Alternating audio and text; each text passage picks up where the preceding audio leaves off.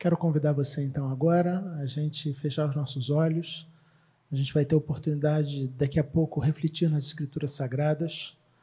Mas antes disso nós vamos mais uma vez orar, pedindo a direção de Deus para esse instante. Feche seus olhos, vamos falar com o Senhor. Deus de amor e de infinita bondade, nós louvamos o Teu nome. Tu és o único Deus digno de receber toda a honra, glória e louvor, assim como nós acabamos de cantar.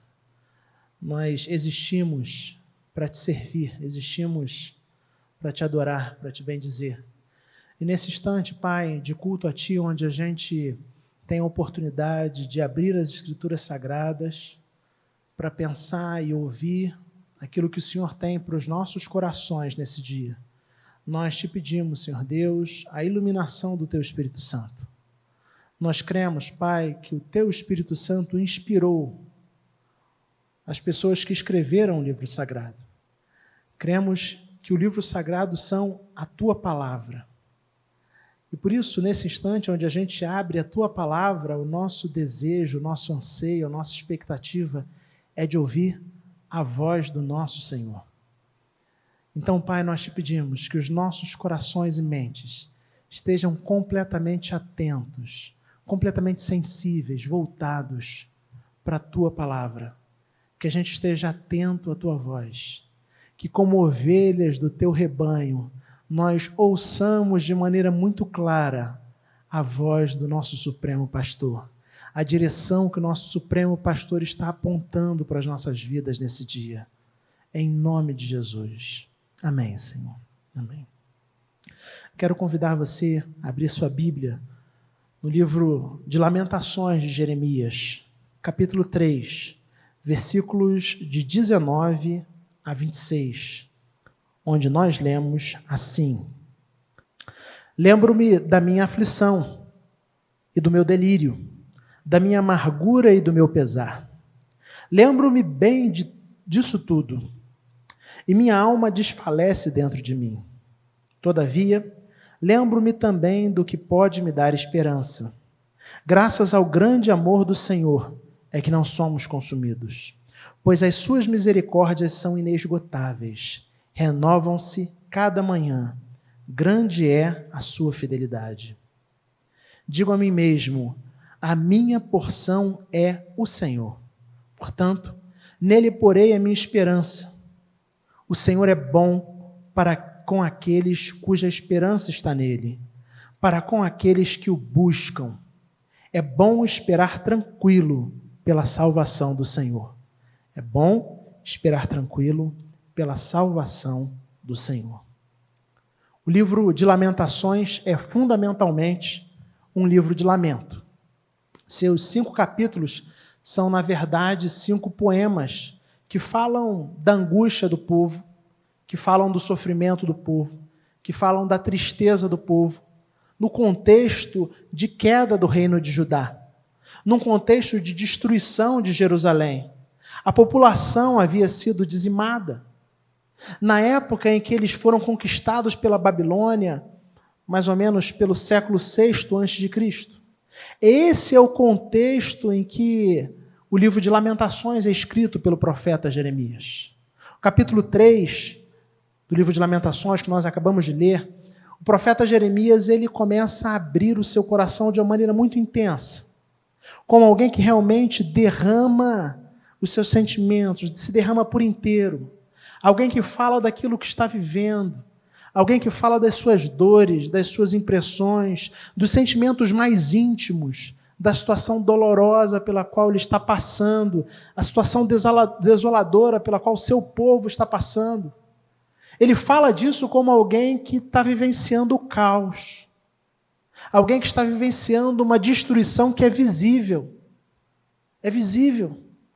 Isso fica muito claro quando nós lemos o capítulo 3 de Lamentações. E nos versículos que nós lemos, em especial os versículos 19 e 20, nós vemos o profeta Jeremias dizendo o seguinte: Lembro-me da minha aflição e do meu delírio, da minha amargura e do meu pesar. Lembro-me bem disso tudo, e a minha alma desfalece dentro de mim. Jeremias, então, está falando das suas memórias. Jeremias está falando daquilo que ocupava a sua mente. Jeremias está falando da sua aflição. Ele fala que o que ocupava a sua mente era a aflição, o delírio, a amargura e o pesar. Podemos dizer então que não é à toa que o profeta afirmava que a sua alma desfalecia dentro de si. Porque diante de tudo que ele estava vivendo, é como se dia e noite a miséria, a dor, o sofrimento estivessem diante dos seus olhos. Seu coração estava constantemente amargurado, alimentado pela amargura, alimentado pelo cenário caótico que ele tinha diante de si, alimentado pela realidade do caos, alimentado pela realidade da desesperança, da tristeza, da dor. Tudo isso estava consumindo sua vida, tudo isso consumia seu interior. E por isso ele diz: lembro-me bem disso tudo e a minha alma desfalece dentro de mim, como quem diz, eu me sinto como alguém que está morrendo aos poucos. Quando eu vejo a situação, as circunstâncias que tem diante de mim, as memórias que vêm à minha mente, aquilo que eu tenho diante de mim é muito duro, é muito doloroso, e por isso a minha alma desfalece dentro de mim. As suas lembranças, então, faziam com que ele se sentisse ainda mais triste, ainda mais desesperançoso. Como quem olha para as circunstâncias da vida e não vê perspectiva, não vê esperança. A verdade é que nós também vivemos dias difíceis. Uma pandemia de níveis globais que praticamente parou o mundo nas últimas semanas. Isso tem afetado drasticamente a vida de cada um de nós. Diariamente, se você, assim como eu, assiste jornais ou lê notícias, diariamente, as notícias veiculadas pelos principais meios de comunicação apontam para a realidade do caos que está presente, que, segundo nos informam, tende a piorar e que ainda terá desdobramentos absolutamente tenebrosos pelos próximos tempos. A gente vive essa realidade dos dias difíceis. E aí, a gente poderia se perguntar, a gente já conversou um pouquinho sobre o que Jeremias tinha diante dos olhos dele, e a gente poderia se perguntar, o que nós temos diante dos nossos olhos?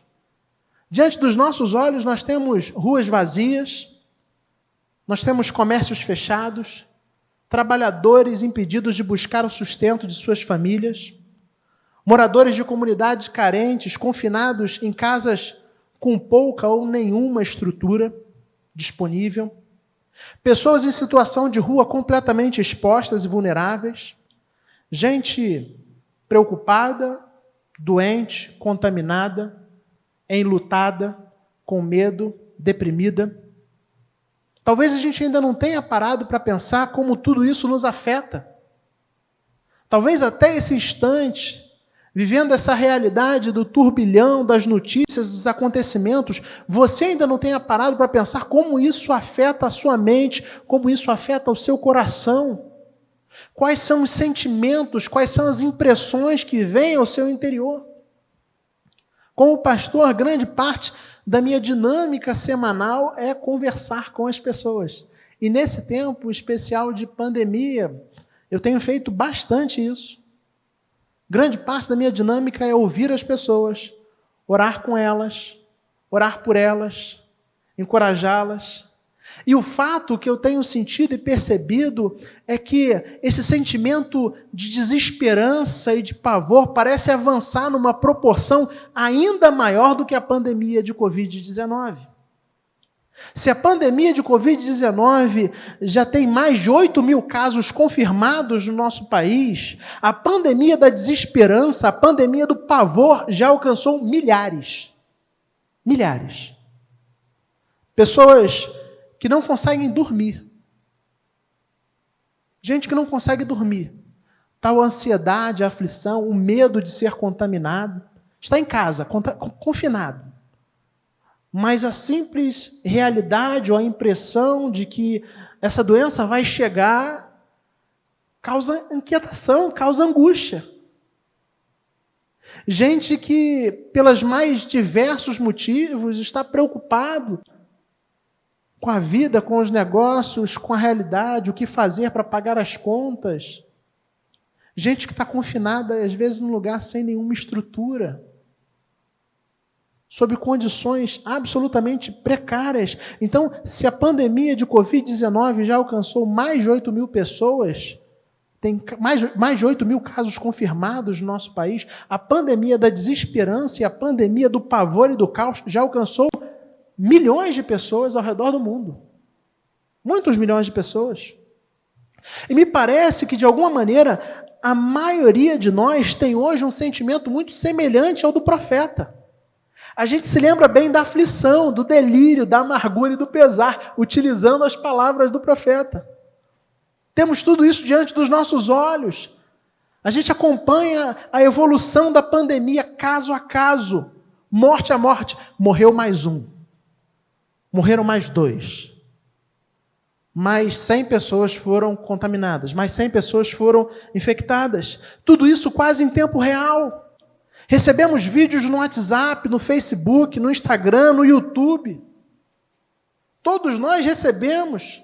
Lemos jornais, lemos reportagens, ouvimos jornais, olhamos gráficos, ouvimos entrevistas, especialistas dos mais diversos, comentaristas, biólogos, químicos, médicos, políticos. Nós temos tudo isso diante de nós. Lembramos bem de tudo isso. Esse cenário tem estado diante dos nossos olhos, dia e noite. E aí nós podemos, de certa forma, comparar o nosso sentimento ao sentimento do profeta, quando ele diz que a nossa alma desfalece dentro de nós. Porque acompanhar toda essa realidade, ter todas essas circunstâncias diante dos olhos, causa exatamente esse sentimento. O sentimento de completa desesperança, completa angústia, completo desespero. E a gente vai sentindo como quem está morrendo aos poucos. Contudo, voltando ao texto bíblico, no versículo 21, o profeta parece tomar uma atitude que muda a sua perspectiva. Perceba o que o versículo 21 nos diz. Todavia, lembro-me também do que pode me dar esperança. Todavia, lembro-me também do que pode me dar esperança. O profeta Jeremias, então, interrompe o ciclo da angústia, da aflição interior, para trazer à memória aquilo que poderia gerar no seu coração a esperança. Ele vem ao longo do capítulo falando da sua angústia, falando da sua dor, falando daquilo que ele tem diante dele, mas no versículo 21 ele interrompe, ele corta esse ciclo. E ele toma a escolha, e a gente poderia dizer que, de certa forma, é uma escolha que ele faz. Todavia, lembro-me também daquilo que pode me dar esperança. João Ferreira de Almeida, na Revista Atualizada, traduziu esse mesmo versículo como quero trazer à memória, dando a ideia e trazendo para a gente o sentido de que é um movimento intencional. Jeremias, diante de tudo que tem nos seus olhos, diante dos seus olhos, diante da angústia interior, diante da inquietação, ele escolhe trazer à memória, ele escolhe se lembrar daquilo que pode dar esperança para ele. E é a partir do versículo 22, a gente tem o profeta falando sobre o motivo da sua esperança. Versículos 22 e 23. Graças ao grande amor do Senhor é que não somos consumidos, pois as suas misericórdias são inesgotáveis, renovam-se cada manhã, grande é a sua fidelidade. Então, como Jeremias interrompe, qual é a lembrança que vem ao coração dele? Qual é a lembrança que vem à mente dele? Antes, até o versículo 20, ele se lembra da angústia, ele se lembra da destruição, ele se lembra do cenário caótico que ele tem diante de si, mas no versículo 21, a partir do versículo 21, ele muda a direção daquilo que ele lembra, ele muda a direção daquilo que ele traz à mente.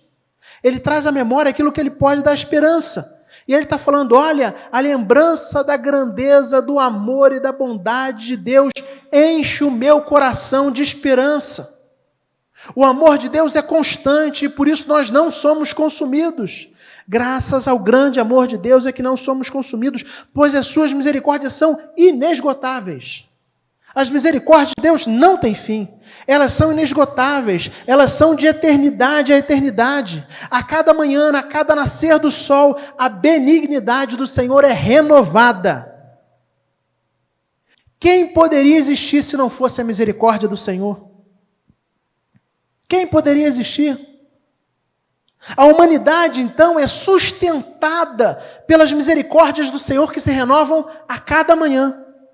A cada novo dia, Deus, na sua graça, na sua bondade, na sua misericórdia, no seu amor, ordena, nos concede mais um dia. A cada manhã, Deus faz isso. As suas misericórdias são inesgotáveis, elas se renovam a cada manhã, grande é a sua fidelidade. E aí no versículo 24, o profeta fala como quem conversa consigo. Digo a mim mesmo, a minha porção é o Senhor, portanto, nele porei minha esperança. O profeta conversa com ele mesmo e diz algo fantástico. O Senhor é a sua parte, o Senhor é a sua porção. A verdade é que Jeremias sabia que nada temos além de Deus, e mais do que isso, nada precisamos além de Deus. Da mesma forma, quando o povo de Deus estava diante da terra prometida, da mesma forma como o espaço de terra foi dividido entre as tribos, lembrem-se que os levitas não teriam porção na terra, eles não teriam herança na terra. E a fala de Deus, olha, os levitas não terão porção, porque eu sou a porção deles. Eu sou a porção deles. Eu sou a herança deles. Jeremias, então, agora declara que o Senhor era a sua herança. O Senhor era a sua porção. E aí, finalizando esse ciclo, chegando aos versículos 25 e 26, Jeremias manifesta a sua confiança, a sua certeza no amor e no cuidado de Deus. Vejam o que ele diz: o Senhor é bom para aqueles cuja esperança está nele. Para com aqueles que o buscam, é bom esperar tranquilo pela salvação do Senhor. Em meio a todas as circunstâncias, em meio a todas as realidades que o profeta tinha diante de si, em meio às circunstâncias e realidades absolutamente desoladoras que Jeremias tinha diante de si, Jeremias afirma que Deus é bom para aqueles que nele esperam. Entenda uma coisa, a bondade faz parte do caráter de Deus. A bondade faz parte de quem Deus é. Por isso, Jeremias vira e fala assim, olha, Deus é bom para aqueles que esperam nele, porque ele conhece a Deus. A bondade faz parte do caráter do Senhor, faz parte de quem Ele é, e é por isso que o seu povo deve buscá-lo e esperar tranquilo, pacientemente, pela sua salvação. Frente a tudo isso que nós conversamos e vimos até agora, eu e você, então, somos encorajados a compartilhar a experiência do profeta. Jeremias não nega a realidade que existe diante dos seus olhos. Jeremias não nega que a realidade que ele tem diante dos seus olhos é uma realidade dolorosa. Ele não nega que está tudo destruído. Ele não nega isso. Contudo, a gente aprende com Jeremias a olhar para o Senhor, sabendo que servimos a um Deus cheio de bondade e misericórdia. A primeira pergunta que eu gostaria que você se fizesse hoje é essa: onde você tem alimentado o seu coração? Você tem alimentado o seu coração de pavor, de medo, de angústia, ou você tem alimentado o seu coração de esperança? Você tem alimentado o seu coração nas notícias, nos gráficos, nas últimas falas dos médicos, ou você tem alimentado o seu coração na certeza do caráter de Deus? Porque essa é a pergunta que a gente precisa se fazer. Aonde eu tenho alimentado o meu coração? Porque o que a gente viu no livro de Lamentações, capítulo 3, é que enquanto Jeremias alimentava e estava olhando para as circunstâncias que tinha diante de si, ele definhava. Sua alma morria pouco a pouco. Mas a partir do momento em que ele fez a escolha de trazer à memória aquilo que lhe dava esperança, a olhar para Deus, a olhar para a bondade de Deus, a olhar para o caráter de Deus, a perceber o cuidado de Deus, a perceber a misericórdia de Deus em meio às circunstâncias, o seu coração se enche de esperança, o seu coração se enche de expectativa. A verdade é que muito da nossa falta de esperança tem a ver com para onde nós temos dirigido o nosso olhar. Para onde nós temos dirigido o nosso olhar. As misericórdias do Senhor são a causa de não sermos consumidos. É graças ao grande amor do Senhor é que nós não somos consumidos. Eu acho que você possivelmente já conhecia esse versículo, porque esse versículo, as misericórdias do Senhor são a causa de não sermos consumidos, é talvez o versículo mais conhecido do livro de Lamentações. Talvez você já tivesse até esse versículo decorado na sua cabeça, já tenha citado ele muitas vezes, mas a pergunta é, isso tem trazido esperança para a sua vida hoje? Você tem vivido como alguém que sabe que as misericórdias do Senhor são a causa de você estar vivo? Ou você tem vivido sob a ótica do caos, sob a ótica da desesperança? Porque entenda bem uma coisa que eu vou te falar agora. Presta bastante atenção nisso. Eu e você não estamos vivos porque o Covid-19 ainda não nos alcançou. Eu e você acordamos essa manhã, não porque a gente não está doente. Eu e você acordamos essa manhã porque as misericórdias do Senhor se renovaram essa manhã. A nossa vida não depende da realidade da pandemia. A nossa vida está nas mãos de Deus. A nossa vida está nas mãos de Deus. Entenda isso. Entenda isso de uma vez. Você e eu não estamos vivos porque o Covid não nos alcançou. Não é isso que está em jogo aqui. Nós estamos vivos porque as misericórdias do Senhor se renovaram essa manhã. É por isso que nós estamos vivos. Nós estamos vivos porque nós conhecemos um Deus que é misericordioso, que cuida de nós. Um Deus que tem as nossas vidas nas suas mãos. Um Deus que nos sustenta. Um Deus cujas misericórdias não têm fim. Um Deus que nos ampara. Então, não tenha medo. Não tenha medo. Nós devemos nos precaver, é claro, eu não estou aqui com a fala irresponsável. É evidente que nós temos que tomar as atitudes e as posturas orientadas pelos órgãos de saúde, pelos órgãos competentes. Contudo, nosso coração não deve se encher de pânico, porque nós que somos crentes em Cristo Jesus, mais do que ninguém, nós cremos que não existe um dia da nossa vida que aconteça, que não seja baseado na misericórdia, na vontade, no sustento de Deus. É nisso que nós cremos. Eu tenho 36 anos e, se Deus quiser, completarei 37 em julho. Mas se Deus não quiser, não completarei 37. E o que me levou, eu não estou abandonado à sorte do Covid-19. Se eu, por um acaso, for estar com o Senhor, isso tem a ver com Deus e o seu plano na minha vida. E essa certeza traz segurança, traz paz. Eu e você não estamos na mão do Covid-19, nós estamos na mão de Deus. E nós só estamos aqui porque as misericórdias do Senhor se renovaram essa manhã. Continuando, lembre-se também de que a sua porção é o Senhor.